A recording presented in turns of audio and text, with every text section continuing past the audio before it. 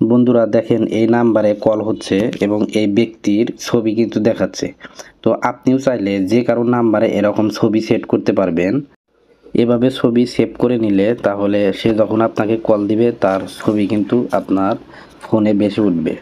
তো কিভাবে আপনারা সেভ করবেন চলুন ভিডিওটি দেখাই।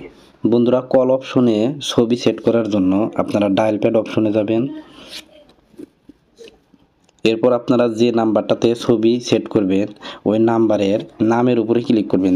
এখানে দেখতে পাচ্ছেন বাম সাইডে এল লেখা আছে, এই এল এর মধ্যে ক্লিক করে দেবেন। এল এর মধ্যে ক্লিক করার পর এরকম উপরের দিকে পেন্সিলের মতো একটি আইকন আছে, এই পেন্সিলের মতো আইকনের মধ্যে আবারও ক্লিক করে দেবেন। ক্লিক করার পর আপনার মোবাইলের জিমেইল শো করবে, আপনি ওই জিমেইল সহ ওই নামের উপর ক্লিক করে দেবেন। ক্লিক করার পর এখানে দেখতে পাবেন অ্যাড পিকচার নামের একটি অপশন আছে, এই অ্যাড পিকচারের মধ্যে ক্লিক করে দেবেন। এরপর আপনারা এখান থেকে অনেকগুলো অপশন দেখতে পাচ্ছেন। গুগল ফটো, এখানে গেলে কিন্তু পিকচার দেখতে পাবেন। তারপর এখানে বিভিন্ন ইমোজির ছবি আপনারা সেট করতে পারবেন, যে কোনো ইমোজি আপনারা চাইলে দিতে পারবেন। দেখেন কতগুলো ইমোজি আছে, অনেক সুন্দর সুন্দর ইমোজি সেট করতে পারবেন। এবং আপনি যদি চান গ্যালারির থেকে ছবি দিবেন তাহলে ডিভাইস ফটোতে যাবেন, ডিভাইস ফটোতে যাওয়ার পর আবারও গ্যালারিতে ক্লিক করে দেবেন। গ্যালারিতে ক্লিক করলে আপনাকে সরাসরি গ্যালারিতে নিয়ে যাবে এবং ওই ব্যক্তির ছবিটা আপনারা এখান থেকে ক্লিক করে দেবেন।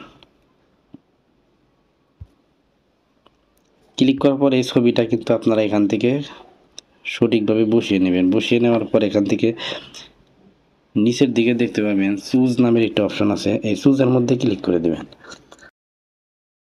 ক্লিক করার সাথে সাথে দেখতে পাবেন ছবিটা চলে আসছে এবং এই ছবিটা এখন সেভ দিবেন। উপরের দিকে দেখতে পাবেন সেভ নামের একটা অপশন আছে, এই সেভের মধ্যে ক্লিক করে দেবেন। সেভের মধ্যে ক্লিক করার সাথে সাথে কিন্তু দেখেন তার ছবিটা সেট হয়ে গেছে।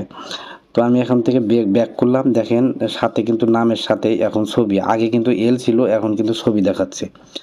বন্ধুরা এভাবে আপনারা যে কারো ছবি তার নাম্বারে সেভ করে রাখতে পারবেন। সে কল দিলে তার ছবি এখানে উঠবে এবং আপনি কল দিলে তারপরে কিন্তু তার ছবিটা দেখাবে।